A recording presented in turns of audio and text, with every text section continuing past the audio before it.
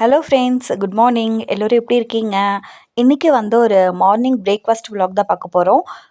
இன்றைக்கி குக்கிங் என்ன அப்படின்னா, இட்லி தான் செஞ்சுருக்கேன். இட்லி, சாம்பார், சட்னி. இதுதான் வந்து இந்த வீடியோவில் வந்து நம்ம பார்க்க போகிறோம்.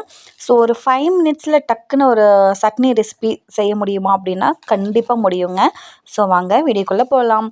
இப்போ வந்து நான் இட்லி தட்டில் வந்து ஊற்றிருக்கேன் இல்லையா, இது வந்து ஹோல்ஸ் இருக்குது பாருங்கள். அந்த ஹோல்ஸ் பக்கம் வந்து நம்ம வந்து இட்லிக்கு நேராக வச்சோம் அப்படின்னா வந்து கீழே இருக்கிற இட்லி வந்து மேலே அந்த தட்டில் வந்து ஒட்டாமல் வரும். இந்த டிப்பை வந்து மறக்காமல் ஃபாலோ பண்ணி பாருங்கள். ஸோ இந்த மாதிரி இட்லி குக்கர் வந்து வச்சுருக்கிறவங்க இந்த மாதிரி டிப்ஸை வந்து ஃபாலோ பண்ணுங்கள். நல்லா யூஸ்ஃபுல்லாக தான் இருக்கும். ஸோ தண்ணி வந்து நல்லா கொதிக்கும் போது தான் வந்து நம்ம வந்து இட்லி தட்டை வந்து இட்லி அந்த பாத்திரத்தில் வந்து வைக்கணும். ஸோ அப்போ தான் வந்து நல்லா உப்பி வரும் இட்லி. ஸோ ஜஸ்ட் 5 மினிட்ஸில் இட்லி வந்து ரெடி ஆயிரும். இப்போ வந்து சாம்பார் வந்து வெறும் கத்திரிக்காய் பருப்பு சாம்பார் தான் செய்ய போகிறேன். ஸோ வந்து அதுக்கு வந்து குக்கரில் வந்து பருப்பு நல்லா வாஷ் பண்ணிவிட்டு 2 விசில் வச்சு எடுத்துக்கணும். பருப்பு நல்லா வெந்துட்டுருக்கட்டும். அது கூட இப்போ வந்து சட்னிக்கு வந்து ரெடி பண்ண போகிறோம். ஒரு டக்குன்னு செய்யக்கூடிய ஆனியன் சட்னி தான் பார்க்க போகிறோம். வெறும் வெங்காயம் மட்டும்தான் கட் பண்ணியிருக்கேன் பாருங்கள். இந்த சட்னிக்கு வந்து தொட்டுக்க எதுவுமே தேவையில்லை. அவ்வளோ சூப்பராக இருக்கும். நல்லா காரமாகவும் இருக்கும், நல்லா சூப்பராகவும் இருக்கும். இப்போ வந்து ஒரு மிக்சர் ஜாரில் நான் வந்து 3 வெங்காயம் எடுத்துருக்கேன் இல்லையா, நீங்கள் வந்து மீடியம் சைஸ் 2 வெங்காயம் கூட எடுத்துக்கலாம். வெங்காயம், இது கூட வந்து ரெட் சில்லி பவுடர் அல்லது குழம்பு மிளகாய் தூள், நீங்கள் எது வேணால் யூஸ் பண்ணிக்கலாம்.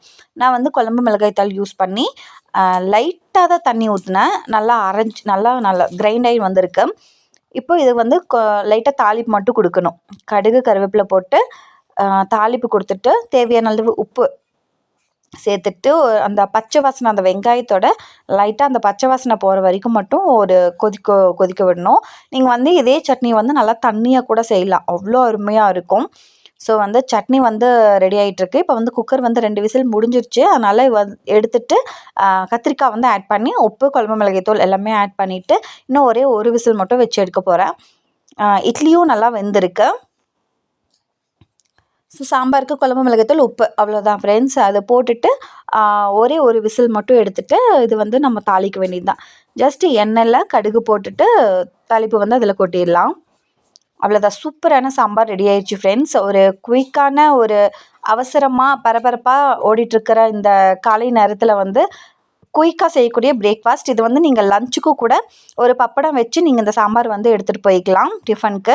ஸோ இந்த சேனல் பிடிச்சிருந்தா மறக்காமல் வீடியோக்கு லைக் பண்ணுங்கள். நம்ம சேனலுக்கும் சப்ஸ்கிரைப் பண்ணிக்கோங்க. தேங்க்யூ.